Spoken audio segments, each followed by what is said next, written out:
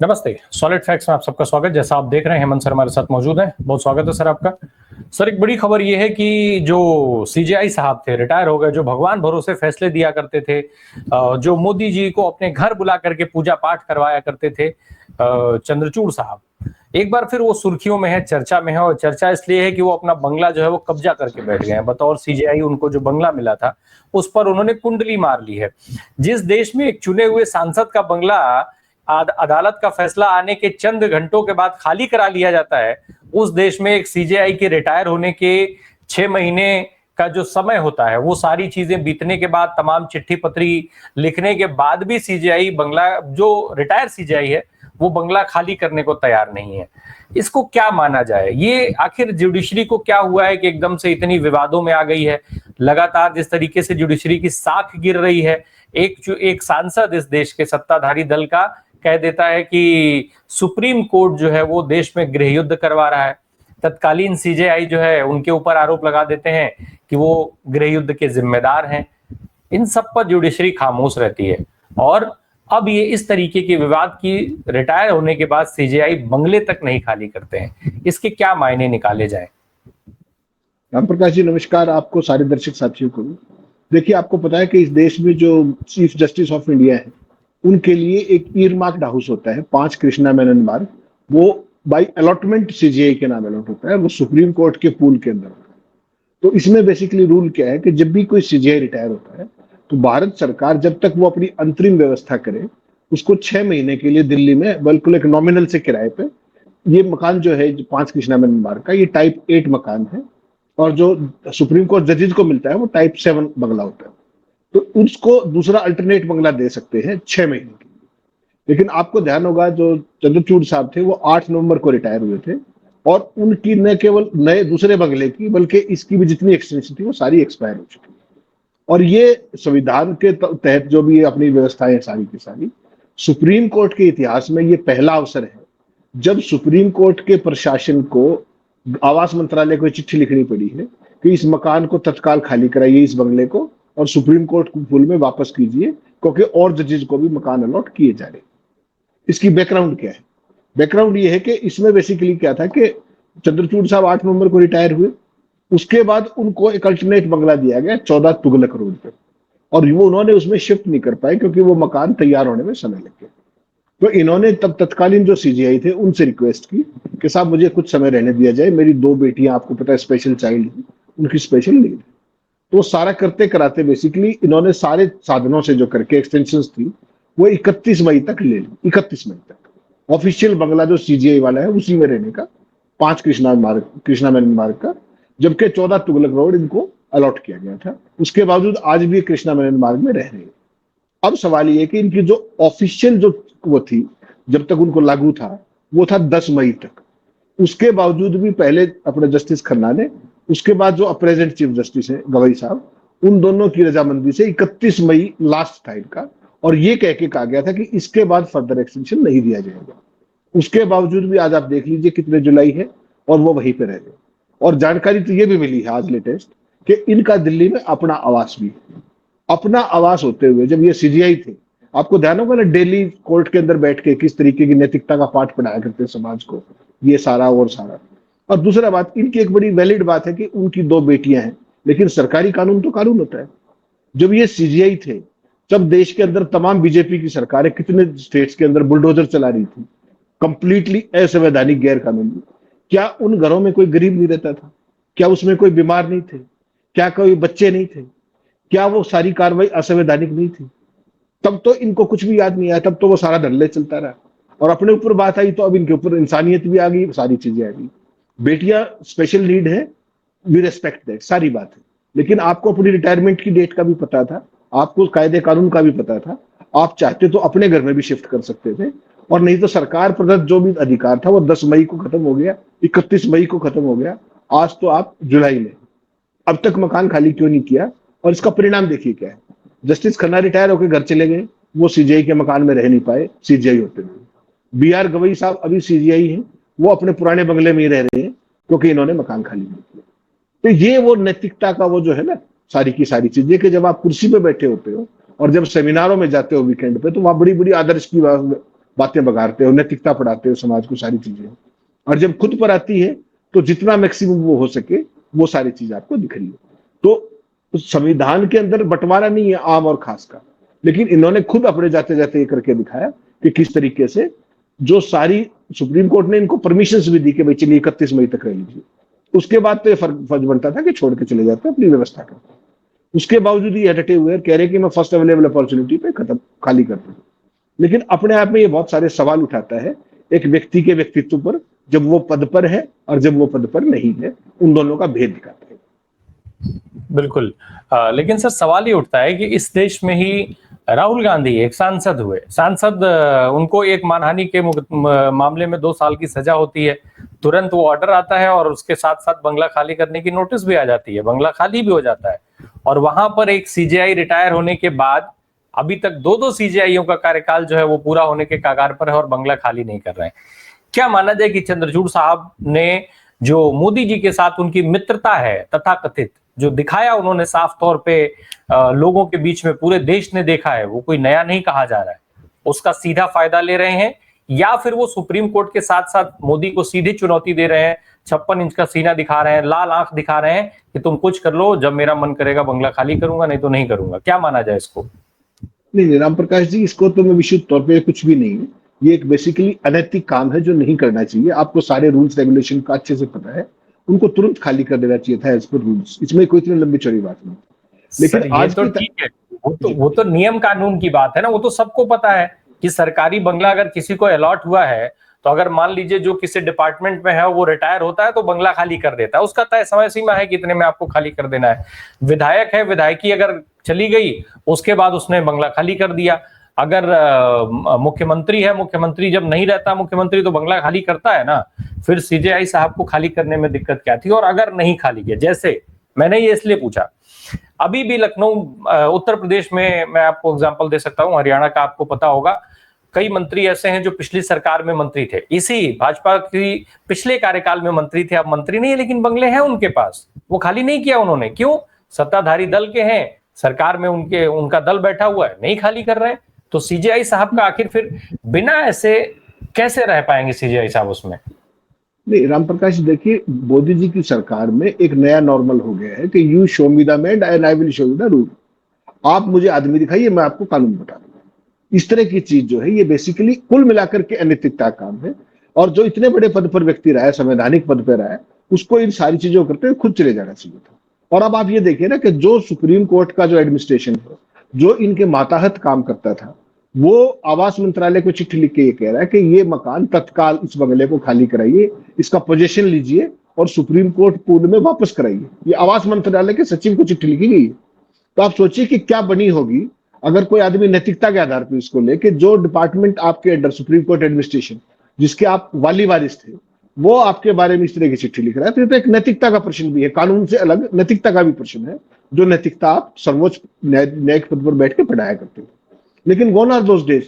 और आपने जो एक बड़ी इंपॉर्टेंट बात कही कि देश की जुडिशरी जा कहा रही है, तो जुडिशरी का तो अगर आप देखेंगे तो पिछले कुछ सालों में, जब से खासतौर पर राम मंदिर वाला सारा चला था, उसके बाद आप पूरा इतिहास उठा करके देखिए।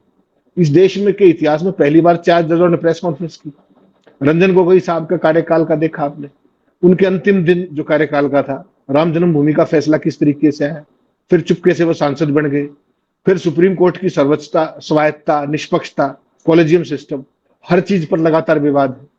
प्रधानमंत्री जी का चंद्रचूड़ साहब के घर जाकर पूजा करना और फिर उसी वीडियो को और फोटोग्राफ्स को ट्वीट कर देना, ये एक नया नॉर्मल नहीं था क्या? ये कंप्लीटली एबनॉर्मल था। ये मैं दर्शकों के ऊपर छोड़ता हूं।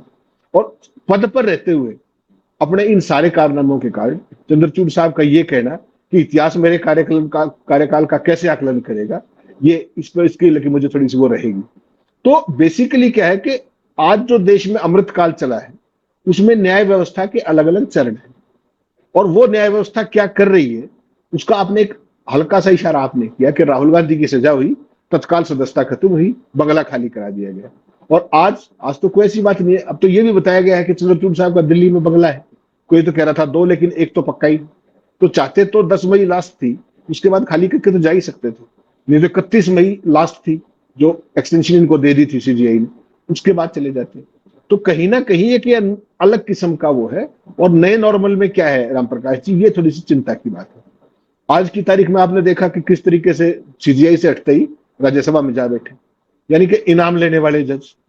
उसके बाद आज हाईकोर्ट से चुनाव इस्तीफा दिया बंगाल में, अगले दिन भाजपा के सांसद, विश्व हिंदू परिषद की सभा में जाने वाले जज, और फिर उनका बचाव हाईएस्ट लेवल पर, समय पर बंगला खाली नहीं करने वाले जज, घरों पर जिनके घरों में नोट चल रहे हैं ऐसे जज। तो क्या संविधान निर्माताओं ने ऐसी ही जुडिशरी की परिकल्पना की थी क्या? यही वो जुडिशरी है जिसका हम सुबह से शाम तक मान सम्मान करते हैं, और जब भी बोलते हैं माननीय कह के बोलते हैं, माय लॉर्ड कह के बोलते हैं, ताकि उनकी किसी भी उसमें शान में गुस्ताखी ना हो। लेकिन सवाल तो ये भी आएगा ना कि आज की तारीख में जो जुडिशरी जिस तरीके की चीजें कर रही है, उसके ऊपर कोई चेक एंड बैलेंस होगा क्या? नोट जलने वाले मामले में सीजीआई ने कब लिखा था तो राज्यसभा को, उसको क्या हुआ उसके अंदर? जस्टिस यादव इलाहाबाद वाले कोर्ट में क्या हुआ? जो घर में नोट जले उसमें आज तक कोई एफआईआर दर्ज क्यों नहीं हुई, कोई कार्रवाई क्यों नहीं हुई किस तरीके से? तो ये सारे सवाल हैं। जुडिशरी एक, अगर आपके बंगला कर 2 दिन एक्सटेंड करना हो तो जुडिशरी रात को 12 बजे आपका सामान बाहर निकलवा देगी। हजारों लोगों के घरों पर बुलडोजर चल गए, जुडिशरी आंख बंद करके देखती रही। आज की तारीख में सुप्रीम कोर्ट की बेंच का फैसला है, उसके बावजूद क्या बुलडोजर बंद होगी क्या लोगों के घरों पे? जिनके घरों पे बुलडोजर चलते हैं वो कितने गरीब लोग होते हैं, किस पर्टिकुलर मजहब के होते हैं, क्या होते हैं, वो मुझे कहने की जरूरत नहीं।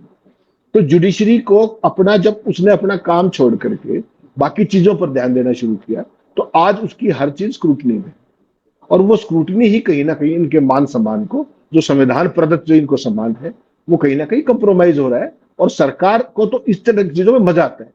जितना सरकार के पास आप फेवर्स लेंगे उतना ही सरकार को आर्म ट्विस्टिंग का मौका मिलेगा। ये तो जुडिशरी को देखना है कि वो अपने आप को कैसे कंडक्ट करे, क्योंकि Caesar's wife should be above any suspicion, और अगर हल्का भी सस्पिक्शन है तो वो कहीं ना कहीं आपके कामकाज को प्रभावित करता है, इसमें कोई शक। सर, अब जब देश में स्थिति ये बनी है कि सुप्रीम कोर्ट अपने सीजीआई के लिए बंगला खाली नहीं करा पा रहा है, तो वो देश में दूसरे लोगों का घर क्या ही बचा पाएगा? भाई, जब आप बुलडोजर का जिक्र कर रहे हैं, आप लाख फैसले देते रहिए, सरकार की जो मर्जी वो करेगी। जब आप खुद इस स्थिति में फंसे हुए हैं, आपका अपने सीजीआई के लिए बंगला नहीं खाली हो रहा है, आप क्या फैसले देंगे, क्या कर लेंगे आप सरकार का? राम प्रकाश जी, इसमें भी चिंता की बात है कि अपने सीजीआई के लिए अपने ही सीजीआई द्वारा कब्जा किया गया मकान खाली नहीं हो रहा, बंगला खाली। ये और भी इंटरेस्टिंग, कोई और कर ले तो समझ में आता है, लेकिन अपने ही पूर्ववर्ती सीजीआई वो खाली नहीं कर रहे हैं। सारे कायदे कानूनों को ताक पर रखकर भी, सारी समय सीमाओं, समय अवधि बढ़ाए जाने के बावजूद भी, तो ये तो उनको देखना है चंद्रचूड़ साहब को कि वो फर्दर कितने विवादों में और पड़ना चाहिए। जस्टिस खन्ना तो इस बंगले में जाए भी नहीं, रिटायर होकर चले गए। जस्टिस गोई भी हो सकता है चले जाए, क्योंकि ये खाली करेंगे, उसके बाद उसकी रंगाई पुताई होगी, तब तक इनका कार्यकाल खत्म हो जाएगा। तो हो सकता है वो जस्टिस सूर्यकांत ही नहीं उसमें बंगले में जाए, ये भी एक संभावना बन सकती है। तो 2 सीजीआई जो सीजीआई रहे वो टाइप 8 बंगले में जा ही नहीं पाएंगे। इसका सीधा सीधा मतलब ये भी तो देखिए ना आप, जस्टिस खन्ना तो रिटायर होकर ही चले गए, अपने पुराने बंगले में ही रहते रहे, गवई भी अभी उसी में रह रहे हैं। तो हो सकता है कि जब तक ये तैयार वगैरह दोबारा से होगा तब तक तो जस्टिस सूर्यकांत का ही नंबर आ जाएगा, और जुलाई तो ऑलरेडी चल पड़ी। लेकिन आम आदमी के भरोसे का क्या है? बाकी सब खेल तो किनारे रखिए, आम आदमी के भरोसे का क्या?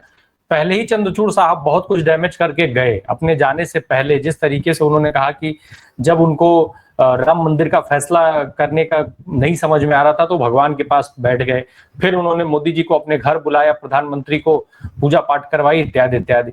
उसके बाद वो जिस तरीके का ज्ञान जगह जगह बांटते रहे। सम्मान अपनी जगह पे है, लेकिन सम्मान ऐसा तो नहीं है ना कि सम्मान किसी का करना है तो सवाल नहीं पूछा जाएगा। जुडिशरी को किस लेवल पे लेके गए हैं चंद्रचूड़ साहब, ये सबको पता है। ऐसे में आम आदमी का क्या? राम प्रकाश जी, चंद्रचूड़ जी की जो अपनी विरासत है वो अपने आप में उन्हीं को उसमें झांक के देखना चाहिए कि क्या स्थिति उन्होंने की। तमाम ऐसी चीजें हैं उनके कार्यकाल के अंदर जो अनबिकमिंग ऑफ ए कंडक्ट था। चाहे वो आपने देखा होगा चंडीगढ़ नगर निगम के चुनाव में वो जो मसीह था, मसीह, जिसमें जिस तरीके से कैमरे के ऊपर सारी वो चीजें की, उस पर कितना लंबा चौड़ा ज्ञान और धमकी और चेतावनी और पता नहीं कितना वर्बल डायरी किया ओपन कोर्ट के अंदर। वो दूसरे कैंडिडेट को जीता हुआ भी घोषित कर दिया सुप्रीम कोर्ट ने, लेकिन मसीह के बारे में एक शब्द कोई कार्रवाई की क्या? उसके खिलाफ किसी भी तरीके की कोई कार्रवाई हुई क्या? अब जब सुप्रीम कोर्ट का सीजीआई इतना सब वर्बल डायरिया करने के बाद कोई एक्शन नहीं लेता है तो आप सोच लीजिए। उसके अलावा इलेक्टरल बॉन्ड का मामला आपके सामने ओपन एंड शट केस है, जिस तरीके से उसको अनकॉन्स्टिट्यूशनल घोषित किया गया, हजारों करोड़ रुपए का क्विड प्रो को और जब मामला जांच पे आया तो उन्होंने आउटराइटली मना कर दिया। ऐसे ही कितने मामले आप ऐसे ले सकते हैं जो देश में रेलेवेंट मुद्दे थे और जो देश के समय की जरूरत थी। आपने फैसला क्या करना वो एक अलग बात है, वो तो आपका विशेषाधिकार है, मेरिट पे जो भी आप करें, लेकिन उन मामलों को लटकता छोड़ के जाना जो कि सबसे प्रेसिंग रिक्वायरमेंट के थे, प्रेसिंग नीड के थे, वो अपने आप में बहुत सारी चीजें कह रहे हैं। और this reflects very poorly on the higher judiciary कि हाईएस्ट पद पे बैठ के उसके बाद भी आपको किस चीज का दबाव है, किस चीज का भय है कि आप प्रधानमंत्री के साथ ओपनली पूजा करते हुए दिखने में भी, और उसके बावजूद भी एक खास विचारधारा से खुद को जोड़ने की फिराक में राम मंदिर में भी पहुंचे हुए थे पीछे, आपने देखा होगा। तो बेसिकली राम मंदिर में जाना कोई बुरी बात नहीं, हम और आप सारे भक्त हैं, कोई समस्या नहीं, लेकिन एक पद पर रहते हुए एक जो उसकी गरिमा है, जो एक डिस्टेंस कुछ चीजों से रखना चाहिए नैतिक आधार पर केवल, वो सारी चीजों को कहीं ना कहीं जुडिशरी ने over a period of time तार तार किया है। और वो जो सारी शुरुआत है वो नीचे से ऊपर की तरफ नहीं, नीचे वाले भी ऊपर की तरफ देखते हैं। जब जिस तरीके से आज आप रिटायर हुए, कल आप गवर्नर बन गए, परसों आप राज्यसभा में चले गए, वहां कोई कंट्रीब्यूशन नहीं है, कुर्सी पे बैठते हुए जिस तरह का व्यवहार है, विज्ञान भवन में प्रधानमंत्री के मुंह पर जिस तरह की बातचीत है, तो जुडिशरी अपने आप को कहीं ना कहीं सवालों के दायरे में, अकेले चंद्रचूड़ नहीं, तमाम ऐसे लोग हैं जिनका व्यवहार आपने बंगाल में देखा ना, किस तरीके से हाईकोर्ट के जज से इस्तीफा दिया, बीजेपी की टिकट अगले दिन, और फिर सीधा लोकसभा के एमपी। तो आप कर लीजिए क्या करेंगे, अब क्या कहेंगे उसके ऊपर, और जुडिशरी क्या कर लेगी उसका। तो ये सारी चीज तो जुडिशरी को खुद के अंदर आत्मसात करना होगा।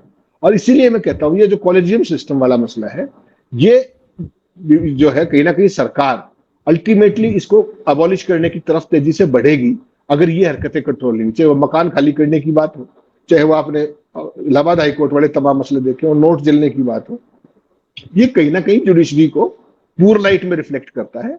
और ये सारी जिम्मेदारी जुडिशरी की खुद की है, किसी और की नहीं। अगर जस्टिस चंद्रचूड़ मकान खाली नहीं कर रहे हैं तो इसमें कोई सरकार क्या कर लेगी। हाँ, वो आपकी बात बिल्कुल सही है कि जितने हाई पद पे रहने के बाद जो एक कनेक्ट होता है, चाहे वो पीएमओ में हो, चाहे एचएमओ में हो, चेयरमैन डेवलपमेंट मिनिस्ट्री में हो, जहां भी हो, तो वो सारी चीजें तो रहती है उस लेवल पर। लेकिन सवाल नैतिकता का है, और मॉरल वैल्यूज अगर डाउनग्रेड डिग्रेड होती है तो फिर अक्रॉस दी सोसाइटी इंपैक्ट करती है, और जो जितने बड़े संवैधानिक पद पर है उसका इंपैक्ट जितना ही ज्यादा जाता है।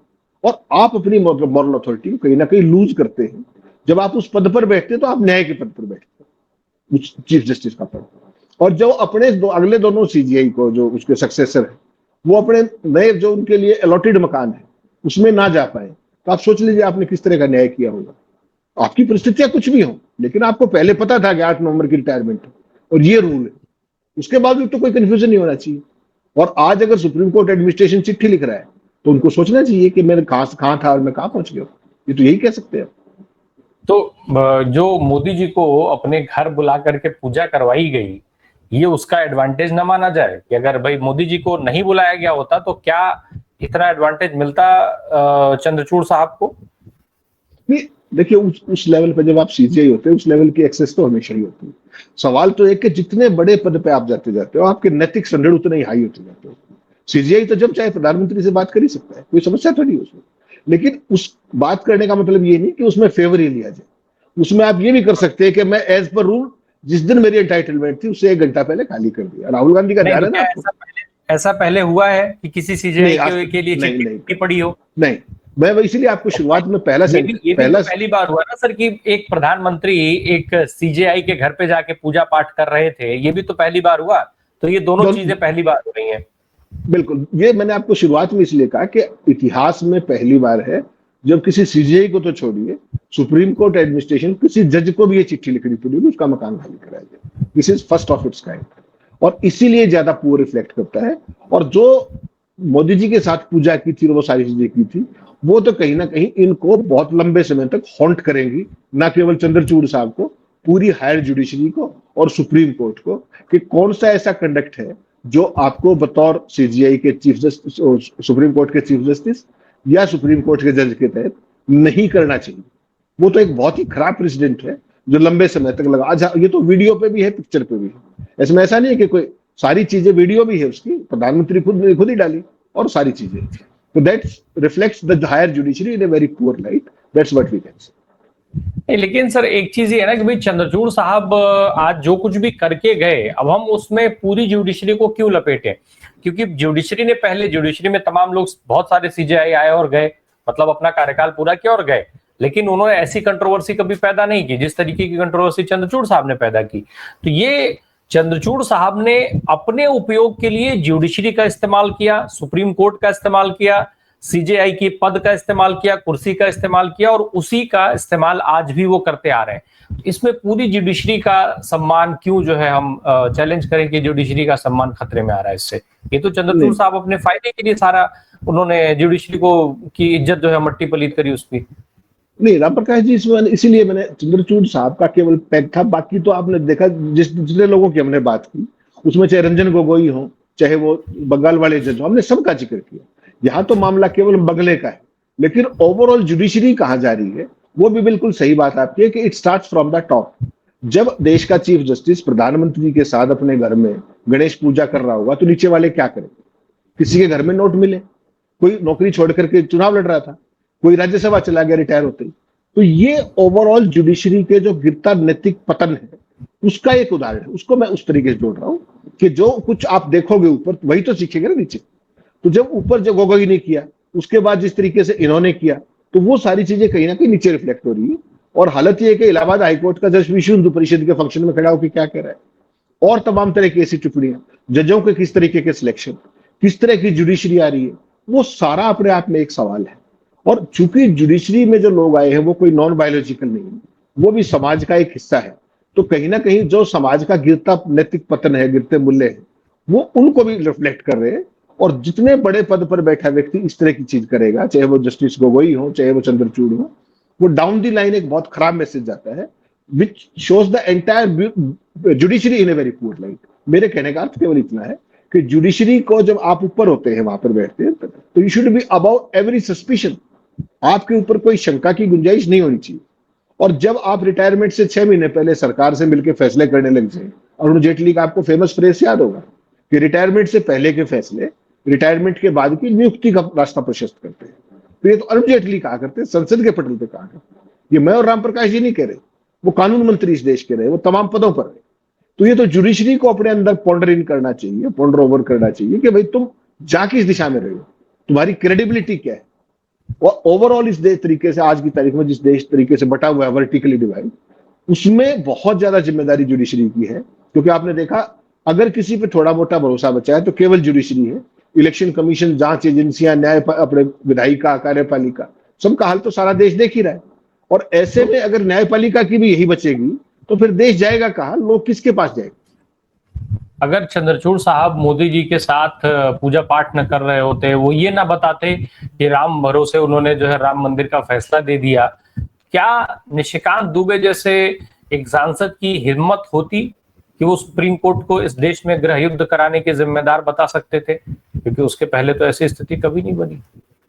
राम प्रकाश जी, जो रूलिंग क्लास को जितना लंबा इन्होंने स्कोप दे दिया है वो इस देश में भूतों ने भविष्य था। और जो वो टिप्पणी थी उसमें तो बहुत कुछ कहा गया। एक देश के अंदर जहां जहां भी ये गृह युद्ध हो रहा है उसके लिए सुप्रीम कोर्ट के चीफ जस्टिस का नाम लेकर के कह देना, और उसके बाद निशिकांत दुबे के खिलाफ कोई कार्रवाई ना होना, ये अपने आप में बताता है कि जुडिशरी आज की तारीख में कितनी, बाकी तो छोड़ दीजिए, इंडिपेंडेंस छोड़ दीजिए, कितनी सेल्फ रेस्पेक्टिंग है। आत्मसम्मान तो सबसे बड़ी चीज है ना। सीजीआई का नाम लेकर के कोई व्यक्ति ये कह दे कि वो इस देश में जहां भी गृह युद्ध हो रहे हैं उसके लिए दोषी, तो पहले तो ये बताओ कि देश में गृह युद्ध हो कहां रहे हैं? अगर हो रहे हैं तो गृह मंत्री अमित शाह जी क्या कर रहे हैं? जो उनको नहीं दिख रहे वो सांसद को दिख रहे हैं। और जुडिशरी में जिसको नाम लेके कह रहे हैं, अगर ये टिप्पणी कंटेम्पचुअस नहीं है, ये अवमानना कारण नहीं है, तो फिर क्या कंटेम्पचुअस होगा? ये भी जुडिशरी को बचाना चाहिए, या फिर लॉ ऑफ कंटेम्प्ट खत्म कर दीजिए। सारी चीजें है ना। बीजेपी का कोई व्यक्ति कुछ कह दे तो सीधा कंटेम्प्ट, कुछ नहीं होगा, चाहे वो चीफ जस्टिस को जिम्मेदार बता दे। मैं और आप अगर दो शब्द स्लिप ऑफ टंग हो जाए तो हमारे को नोटिस आ जाएगा कंटेम्प्ट का। तो ये तो नहीं होना चाहिए ना। संविधान के लिए तो सब बराबर है, लेकिन सत्ता पक्ष की तरफ आज की तारीख में न्यायपालिका के एक बड़े हिस्से का झुकाव, दुर्भाग्य से मुझे कहना पड़ रहा है विद ऑल ड्यू रिगार्ड्स, वो झुकाव ना केवल है बल्कि अपेरेंटली दिखता है वो एक से अधिक मामलों में और डेली बेसिस पे दिखता है। This is unfortunate. बिल्कुल, इस देश में सांसद जो है वो सीधे सुप्रीम कोर्ट को जिम्मेदार मान रहे हैं गृह युद्ध का। सीजेआई का नाम लेकर के कह रहे हैं उनके ऊपर कोई मुकदमा नहीं दर्ज होता है। वहीं एक पत्रकार अजय शुक्ला, उन्होंने जिक्र कर दिया तो उनके ऊपर मुकदमे हो गए। तो ये परिस्थितियां तो हैं इस देश में और लगातार देश उसको फेस कर रहा है। हालांकि सुप्रीम कोर्ट और उनके जो भी उस सिस्टम का हिस्सा है, जिस तरीके का पतन हो रहा है, आम जो लोग हैं, आम आदमी जो है, उसका भरोसा निश्चित तौर पे उठता जा रहा है। जो अंतिम आस थी वो आस भी धीरे धीरे टूट रही है। और शायद यही वजह है कि आज सरकारें जो है उसका खूब लाभ ले रही हैं, खूब हर तरीके से, चाहे वो आदमी का दोहन करके लेना हो, ब्यूरोक्रेसी का दोहन करके लेना हो, क्योंकि सबको पता है कि अब इनको बचाने वाला कोई नहीं है। और जस्टिस चंद्रचूड़ जैसे लोग इस चीज को और ज्यादा मजबूत कर रहे हैं सरकार के पक्ष में। बहुत बहुत धन्यवाद हेमंत सर हमसे बात करने के लिए। Thank you so much.